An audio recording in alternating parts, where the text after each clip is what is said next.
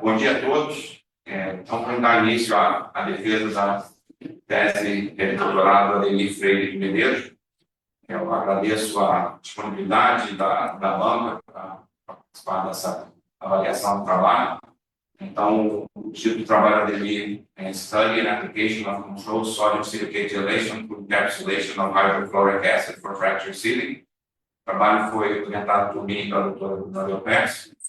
E a banca é constituída dos professores Mariano Michelon, da Federal do Rio Grande, o professor Thiago Balbino, da quadra da FRJ, a doutora Juliana Façanha, da Shell, e o professor Luiz Fernando Azevedo, da UPI. Então, agradeço vocês de novo pela disponibilidade de participar dessa defesa. Ademir, eu passo a palavra para você, que você vai fazer a sua apresentação, será seguida de arguição da banca. Então, boa sorte. Bem, bom dia a todos. Meu nome é Ademir Freire de Medeiros. Hoje eu vou apresentar para vocês o trabalho de doutorado, cujo título, já foi falado mais em português, é o estudo e aplicação da gelificação controlada de silicato de sódio através de encapsulamento de ácido hidroclórico para selamento de fratura. Esse trabalho tem a orientação do professor Márcio Carvalho e foi orientado também pela doutora Bruna Lopes. Bueno, mais uma coisa. Mais uma coisa. Vai no setinho.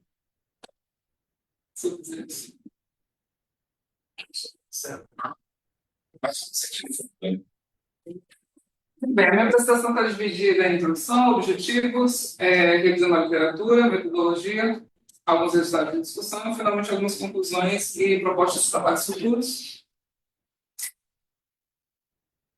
Muito bem, uma forma muito simples de definir fratura é dizer que fraturas são descontinuidades, qualquer forma de descontinuidade de uma rocha.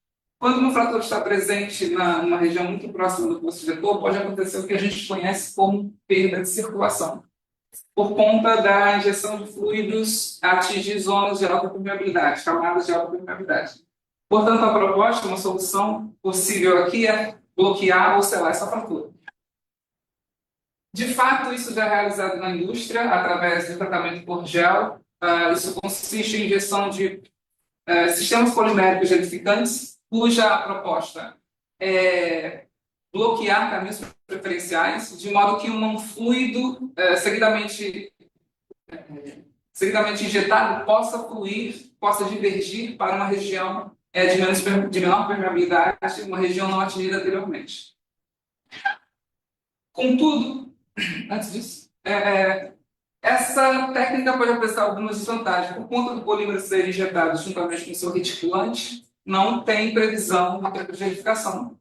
Ou seja, em outras palavras, a gente não tem controle sobre a cinética de reação da gelificação. Portanto, a gente pode dizer que essa técnica, a partir do uso dessa técnica, é difícil selar longas fraturas. A formação do gel pode se dar em lugares indesejados. E, além disso, a gente pode ter um bloqueio de poro muito cedo sem atingir a região desejada. Aqui eu apresento para vocês alguns exemplos de géis aplicados já na indústria. Por exemplo, essa dispersão coloidal, onde ele é ativado por alguns cátions trivalentes, como o alumínio e o cromo, por exemplo. Eles atuam no ajuste de variação de permeabilidade e também na melhora de varrido volumétrica em reservatórios heterogêneos, por exemplo. E os géis de silicato de sódio são formados a partir do princípio da redução do pH da fase gelante. Como qualquer sistema, ele apresenta suas vantagens e desvantagens. Eu cito aqui como vantagens a baixa viscosidade e a alta estabilidade química e resistividade térmica, além de ser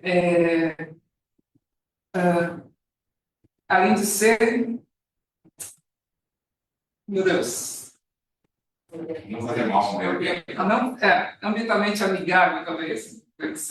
E algumas desvantagens eles são mais propensos a formar precipitados e quando formam fraturas, eles podem também, quando eles gelificam, eles podem também sofrer fraturas. Né? Então, nós temos aqui esse ponto que é difícil controlar o tempo de gelificação Se a gente, o fato do gel de silicato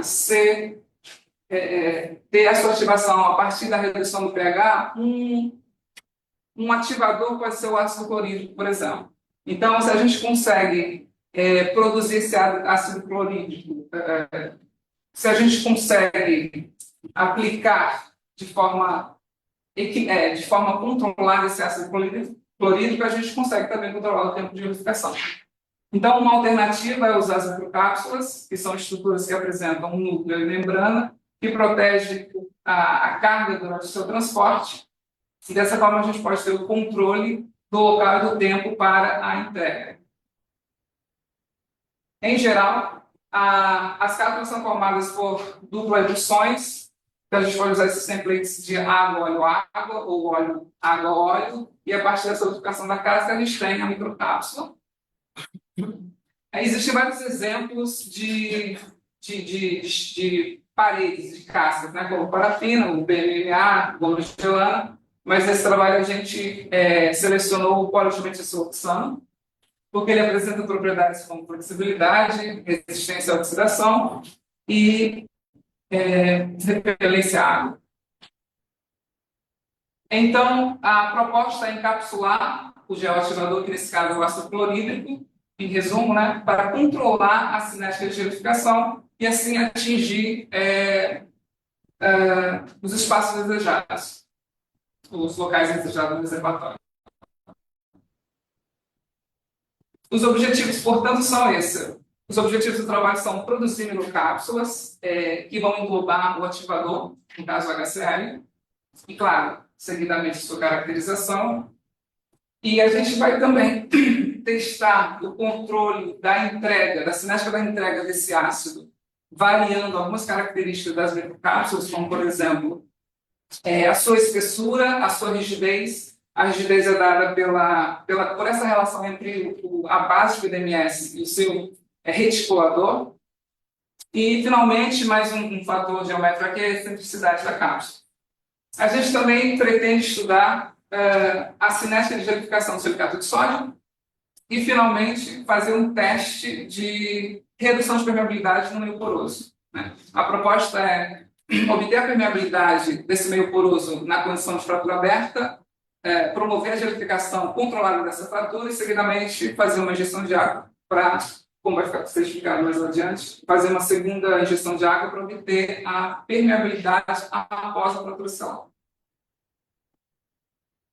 Bem, brevemente, uma revisão literária. Já no início do século XX, a silicato já era aplicada na indústria do petróleo.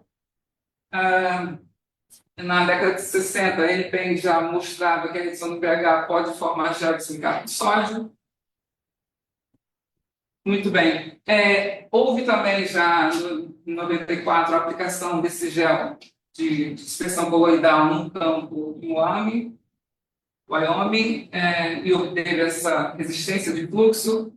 Mais uma vez também, já em 2016, mais uma vez agora em larga escala, esse mesmo projeto foi aplicado, obtendo sucesso. E Savant e colaboradores apresentaram uma expressão para o tempo de gelificação, levando em consideração as concentrações de silicato, de ácido, por exemplo.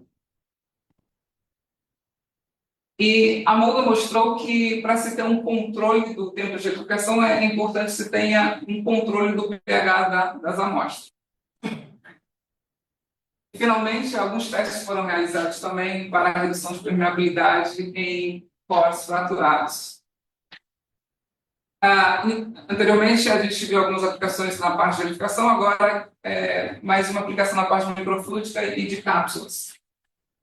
Então, o TADA conseguiu obter emissões de núcleo simples e ele consegue predizer o tamanho dessas paredes, o tamanho das cápsulas a partir das taxas de injeção. Shane ele determinou que a gente pode ajustar de forma grosseira, né, o tamanho a geometria da cápsula usando os capilares ou de forma mais refinada usando as vazões. E, mais uma vez, Data foi capaz de produzir cápsulas cápsulas com casca sólida, e interessante também que ele conseguiu entregar esse conteúdo interno a partir de uma exposição de um estímulo desejado. Muito bem.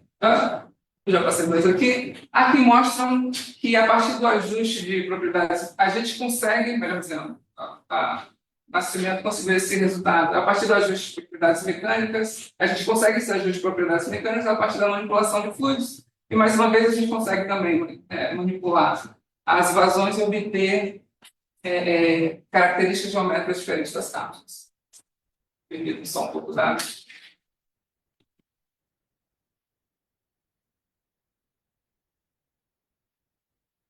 Falando da produção de microcápsulas, a gente usou esse dispositivo capsular de vidro para dupla indução, onde nós temos aqui dois capilares cilíndricos inseridos num capilar quadrado. E a ideia aqui é basicamente o seguinte: a fase interna, ela, como a gente pode ver também no vídeo do encapsulamento do ácido, a fase interna escoa por dentro do capilar de injeção. As fases intermediária e externa, elas colam entre os capilares cilíndricos e o quadrado, de modo que nessa região, como a gente pode observar no vídeo, ele encapsula essa fase interna. No nosso trabalho, a nossa fase interna é o ácido, que é o que a gente deseja, é o que a gente deseja encapsular para depois entregar. E a gente foi capaz de encapsular ácido com uma concentração muito alta. A nossa fase intermediária, que vai formar a casca da microcápsula, é de PDMS. A fase externa é um outro polímero PVA. E, para coletar essas cápsulas, a gente usou uma solução de sacarose, também com uma pressão osmótica muito alta, de modo que as cápsulas produzidas não sofressem, não perdessem seu conteúdo externo. Bem, de forma bem simplificada, o setup experimental, mostrando a produção das microcápsulas, onde a gente tem aqui um conjunto de 3 bombas, cada bomba para uma das vazões, das fases que vão ser injetadas para formar a microcápsula. Aqui, essa fotografia mostra o dispositivo que a gente utilizou para a produção das microcápsulas. A gente visualiza a produção no microscópio. Seguidamente, essas cápsulas são produzidas em sacarose.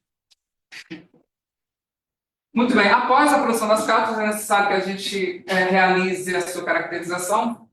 Então, para isso, na preparação das fases, a gente coloca alguns corantes.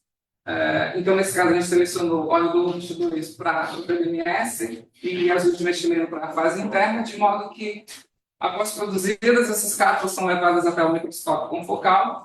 E, após serem iluminadas por um sistema de lasers, a gente consegue obter essas imagens, e com a imagia a gente consegue obter a geometria, a gente consegue caracterizá-las para obter a geometria da cápsula. Muito bem, alguns parâmetros que a gente pensou para produzir essa cápsula de modo a estudar a maneira como essa cápsula vai entregar seu conteúdo externo. A primeira é a espessura. Então, de forma bem simplificada, a gente enxerga basicamente cápsulas finas e cápsulas grossas. A rigidez da casca, que é dada pela razão entre o PDMS, a base do PDMS e o seu reticulante. Então, a gente obteve aqui 3 razões, 10:1 até 20:1, de modo que a rigidez ela é maior para quanto menor essa razão, ou seja, nesse caso aqui a cápsula é mais rígida, eu tenho mais PDMS para menos reticulante. E, finalmente, a excentricidade, a gente pode dizer que essas cápsulas são, em sua essência, concêntricas, e, por aquelas são excêntricas, a gente vê o deslocamento desse círculo interno, de modo que esse centro foi deslocado, o que vai formar aqui um ponto de fraqueza, e esse ponto pode ser interessante, a gente vai ver que é interessante no momento em que essa cápsula vai entregar o seu conteúdo interno. Aqui, já trazendo o resultado das caracterizações, a gente selecionou essas 3 esses três sistemas de cápsulas, 10:1 até o 20:1. Então, eu coloquei aqui apenas as cápsulas finas, separei as cápsulas finas e cápsulas grossas. Então, já usando o critério aqui, deixa eu só mostrar aqui que aqui a gente tem a geometria da cápsula, né? O diâmetro externo, o diâmetro interno, a espessura média da cápsula, a espessura mínima, e essa razão, 2 vezes a espessura sobre o diâmetro externo, que vai conferir se a cápsula é grossa ou fina. Tá? Segundo esse critério, quando é menor do que 0,1, quando essa razão é menor do que 0,1, configura uma cápsula fina, e do contrário, configura uma cápsula grossa. É o que a gente observa aqui. Agora, a caracterização das cápsulas excêntricas, o critério é o seguinte: usando o critério da razão de D sobre o deslocamento sobre a espessura, quando ele é maior que 0,5, a gente obtém uma cápsula excêntrica. Se vocês me permitem só voltar aqui, esse é o critério, 0,5, e voltando aqui todos esses, né, como a gente viu anteriormente, menor que 0,5, configurando uma cápsula com 100. Muito bem. Os experimentos para entrega controlada. Aqui eu só trouxe um apanhado, um resumo de alguns exemplos de como essa entrega pode ser realizada. Existem exemplos químicos e físicos. Existiam também alguns gatilhos como a temperatura, o pH e a pressão osmótica. E nesse trabalho a gente vai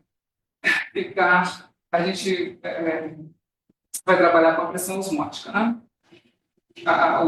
O mecanismo selecionado para entrega, para ruptura da casca, da cápsula, foi a pressão osmótica. Muito bem. O que nós temos aqui, então, é um exemplo simples, onde a cápsula, em seu interior, tem um ácido muito concentrado. Quando ele é colocado em uma região de pouca concentração, de baixa concentração, na água, por exemplo, por osmose, essa fase externa vai tentar migrar para a fase interna, para dentro da cápsula, de modo que ela vai inchar e ela vai entregar seu conteúdo interno, é o que a gente observa nesse vídeo. Nesse vídeo aqui, esse experimento foi realizado com cápsulas em água. Então, há liberação do conteúdo interno, ácido, pintado em verde, em amarelo. E, claro, nesse caso aqui, a gente só está visualizando a entrega do conteúdo interno. Então, esse foi o mecanismo selecionado, a pressão osmótica. Os testes para quantificar o quanto o ácido é entregue, a gente fez da seguinte maneira: a gente coletou algumas cápsulas, colocamos em alguns tubos, de modo com regularidade, medir o seu pH, tá? E a gente fez isso para diferentes configurações de cápsulas, tá bom?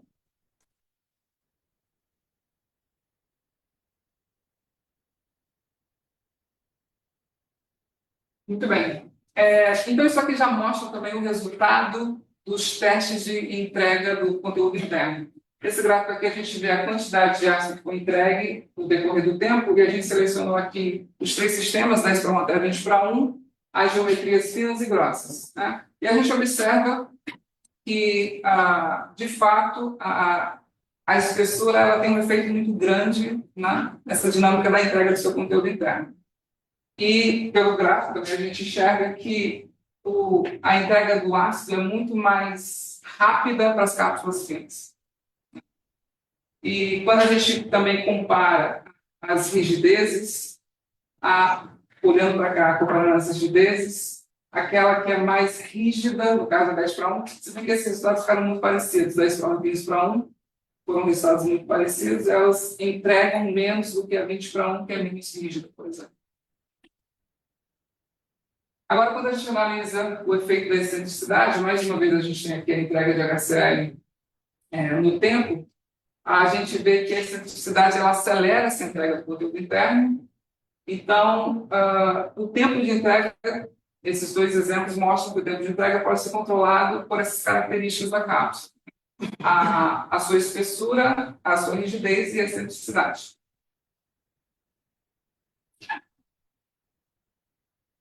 Muito bem. Agora, pensando na caracterização do gel de silicato de sódio, a gente selecionou essa solução de silicato de sódio 3% em massa e a gente ajustou o seu pH para 14,4. E, bem, essas equações aqui mostram o seguinte, né? Que à medida que o pH é reduzido, há a formação do ácido salicílico e esse ácido, em baixo pH, ele é dominante junto com o seu ânion e eles vão reagir nessa reação de condensação para formar o siloxano. Esse siloxano continua a reação, essa reação continua, então vai haver a polimerização desse siloxano de modo a formar a cadeia de gel. Então, para a caracterização do gel, a gente usou um tensiômetro e aqui a gente vai estabelecer o seguinte: à medida que essa força, existe esse método aqui onde essa haste, nesse método do ângulo de contato dinâmico, isso aqui vai mergulhar sobre essa solução e vai ser retirado com algum intervalo. E à medida que ele apresentar uma resistência, a gente pode associar isso com o tempo de gelificação dessa fase. Fase que vai testar. Então, já trazendo esses resultados, é bem interessante perceber que essa condição de ácido não encapsulado, que a gente chama de ácido livre aqui, como o ácido reage muito rapidamente com o silicato de sódio, essa gelificação, né, ela acontece em minutos, em 6 minutos. Né? Enquanto que para sistemas onde a gente encapsulou esse ativador, isso mostra que houve um retardo muito grande dessa entrega do silicato, dessa entrega do ácido e, consequentemente, da gelificação. Tá? Então, como eu comentei, a gelificação, o tempo de gelificação pode ser retardado em até 80 horas, usando as cápsulas. E aqui a gente percebe também, né, que à medida, como a gente já viu nos resultados anteriores para a entrega do ácido, à medida que a gente vai aumentando ou sua rigidez ou sua espessura, essa entrega vai ficando mais demorada. E, mais uma vez, é interessante notar que essa simplicidade ela ocupa um comportamento intermediário, mostrado aqui pela curva verde.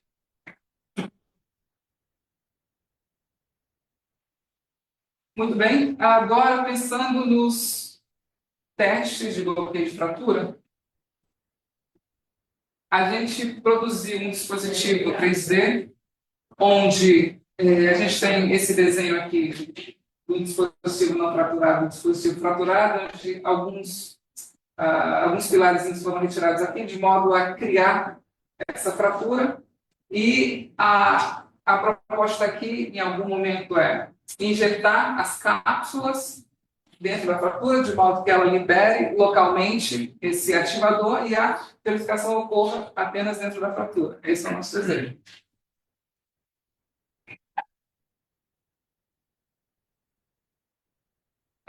Esse é o setup, onde a gente tem as bombas de injeção, uma para as cápsulas e outra para o silicato de sódio, e juntamente eles vão ser injetados dentro dessa fratura. Antes disso, deixa só... A gente vai, inicialmente, fazer uma injeção de água e obter a permeabilidade absoluta desse dispositivo na condição de fratura aberta. O segundo passo, então, é fazer essa injeção dessa suspensão de cápsulas em silicato de sódio, de modo que essas cápsulas vão para a fratura. A gente fecha o sistema, aguarda essas cápsulas liberarem seu conteúdo interno, lembrando que as cápsulas estão encapsulando o ácido.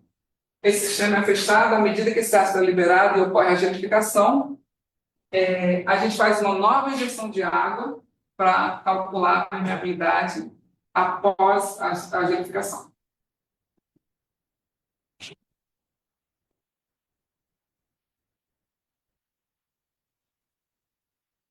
Muito bem.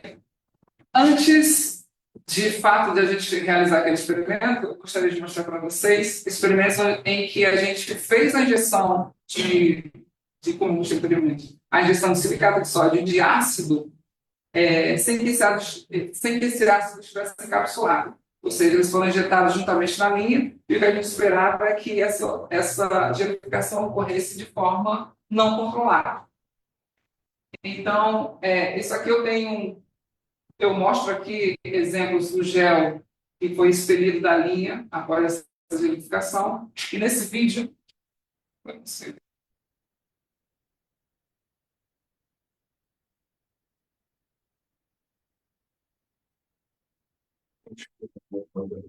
vamos ver na apresentação.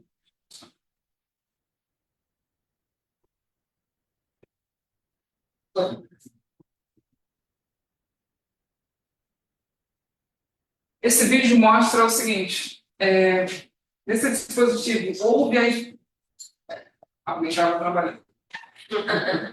Eu não sei tirar o som. Alguém estava fazendo muito barulho agora. Acho que era. Enfim, voltando aqui. Houve a injeção do silicato de sódio, juntamente com o ácido clorídrico. O ácido clorídrico estava pintado em azul. Então, a gente vê esse gel azul aqui. E o que a gente vê é que o gel se formou por todo o dispositivo, tanto na fratura quanto na matriz porosa. Né? E depois disso, como eu disse, a gente faz uma segunda injeção de água, nesse caso aqui a água estava pintada em vermelho, e a gente observa que ela vai rompendo, né? Porque a gente não fez essas medições da força do gel, mas à medida que a gente ia aumentando a vazão, essa vazão ia rompendo esse gel, então ela encontrou um caminho preferencial. Mas mostra que a gente tem uma gelificação em todo o dispositivo, tanto na matriz porosa quanto na fratura. Então, só para deixar bem claro, esses são os testes de gelificação não controlados.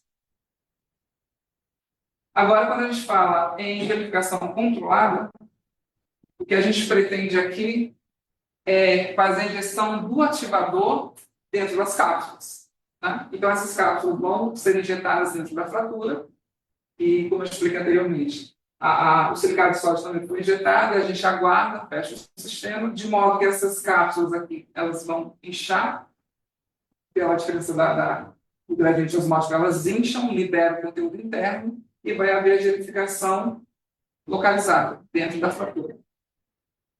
E esse gráfico mostra essa curva de permeabilidade, essa curva, né, de vazão contra a variação de pressão, em que essa reta nos confere a permeabilidade. Então, a primeira curva mostra a permeabilidade na condição de fratura aberta, e, seguidamente, a segunda curva mostra uma redução da permeabilidade, em que a gente fez a injeção selada. Então, nesse caso, mostra essa redução de permeabilidade em torno de 50%, pouco mais de 50%.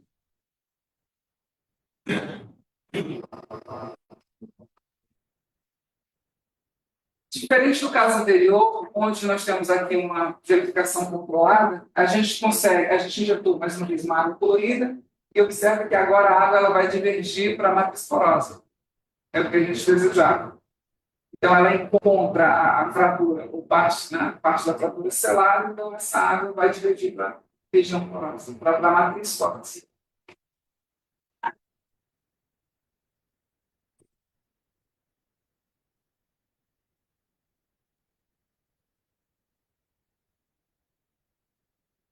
O comentário que eu faço aqui é que há esse desvio, essa divergência da água para essa região de menor porosidade, a matriz porosa é uma porosidade bem menor comparada à.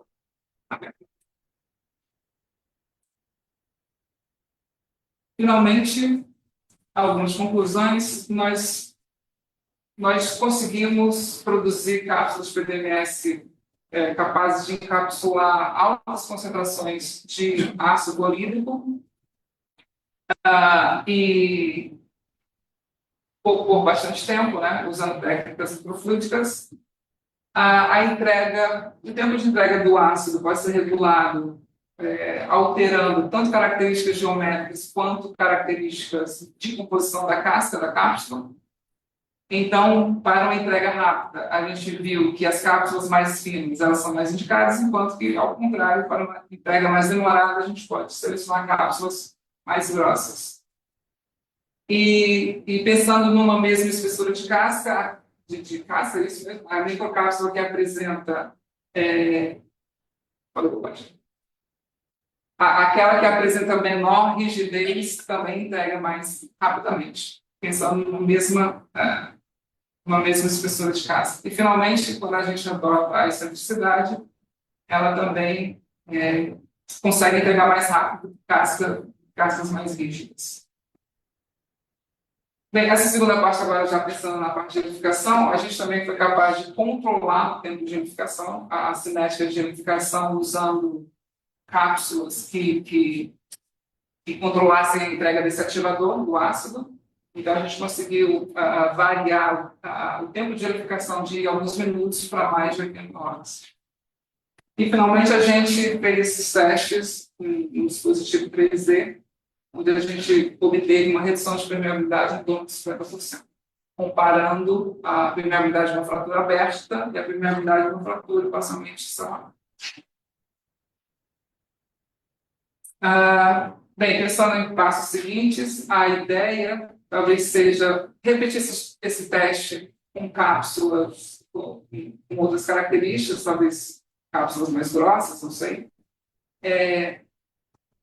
Usar esse mesmo setup para analisar a produção de óleo e talvez tentar observar, que a gente observou a redução de permeabilidade do dispositivo, mas talvez tentar fazer essa mesma observação numa rocha artificialmente fraturada em condições de temperatura e de pressão. Muito bem, eu gostaria de agradecer a presença de todos aqui, o professor Márcio, Bruna, o Jorge. Eu acho que o Jorge tem alguém aqui assistindo. Mas agradecer também ao Jorge, que inicialmente teve uma participação muito importante. Não posso deixar o SP2 de lado, o próprio Jorge, Bruna, Matheus e Amanda, as nossas conversas, nossas discussões que tanto enriqueceram e foram também o que permitiu esse trabalho ser realizado. Agradecer a presença de todos aqui. Patrick, não posso deixar de mencionar a minha esposa, que veio aqui me dar esse apoio. Muito obrigado.